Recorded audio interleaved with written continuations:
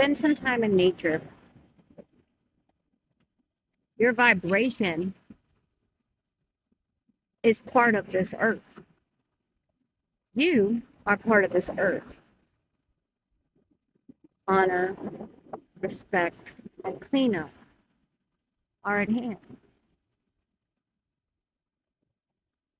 When the psyops and the complete gravity of what's been happening,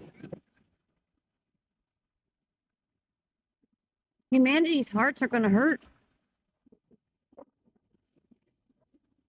God has chosen people here to help you. They're all around you. You know who they are. And then you have nature. You're always welcome in nature.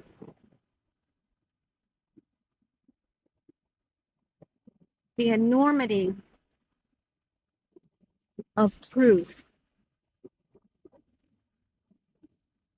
is going to hurt and break your heart. But just know the other side is beautiful.